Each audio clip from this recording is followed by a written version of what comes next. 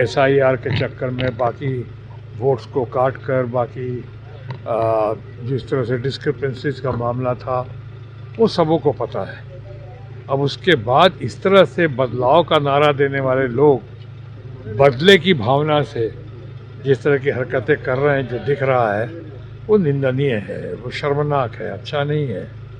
क्योंकि और भी महिला मुख्यमंत्री, महिला के ऊपर, और महिला मुख्यमंत्री जो रह चुकी हैं वहाँ पे इतनी मासेस में इतनी लोकप्रिय हैं, ये करके जो लोग करवा रहे हैं, मैं अभी किसी का नाम नहीं ले रहा हूँ कि मामला अभी भी आप लोगों को ज़्यादा पता है, आप लोग इंक्वायरी कर रहे हैं, पुलिस भी शायद कर रही होगी, लेकिन वहाँ की पुलिस में उनको ज़्यादा विश्वास नहीं है क्योंकि ऐसी बहुत सारी हरकतें हुई हैं।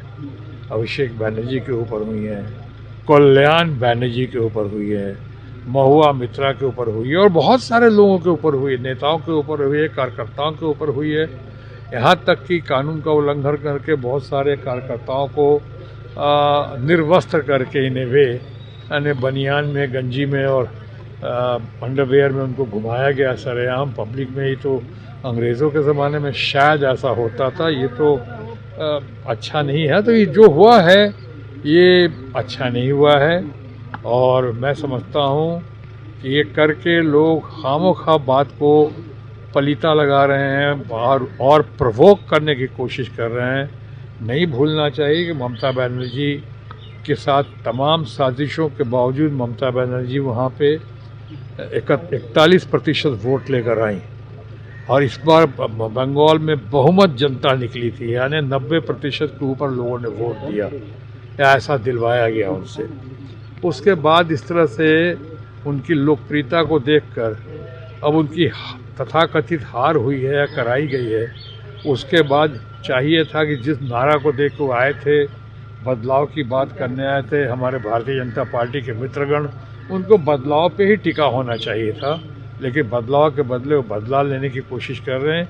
ये अच्छा कौन इसकी अब तारीफ करेगा, कौन प्रशंसा करेगा? सर खुद ही पत्थर मरवा रही है ममता बनर्जी अपने ये के लिए बीजेपी को बदनाम करने। ये तो हमने आज तक नहीं सुना, ये सब तो जानते हैं। सब कहने की बात, जब मैंने कह दिया साजिश के तहत हो रही है, आप लोगों ने एक्सपोज कर दिया, दुनिया में उनको पता चल गया जो लोग करवा रहे हैं। अब वही लोग कह रहे हैं चोर मचाए शोर, ये कहाँ तक ठीक है? सर झारखंड में सर अभी हो रहा है, घेराव भी किया गया, उन पर लाठीचार्ज भी किया गया सर। नहीं, वो तो पूरी खबर नहीं मालूम है, लेकिन मेरा जन सैलाब के साथ, यंगर जनरेशन के साथ, जेन जी के साथ और स्टूडेंट कम्युनिटी के साथ मेरा भरपूर सहयोग है और समर्थन है।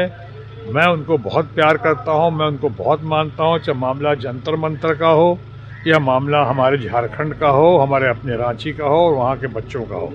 उन लोगों की मांगे हमें न्यायोचित दिखती हैं।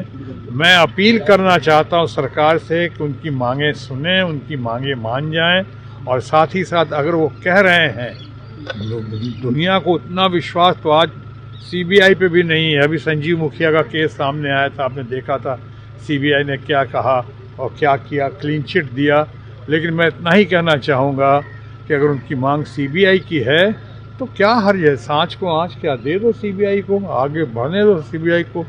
आप भी आराम से चैन की नींद सो गए, हमारे बच्चों को भी तकलीफ़ हो रही है, भूख हड़ताल हो रही है, उनके ऊपर प्रहार हो रहा है, उनके ऊपर मारपीट हो रही है।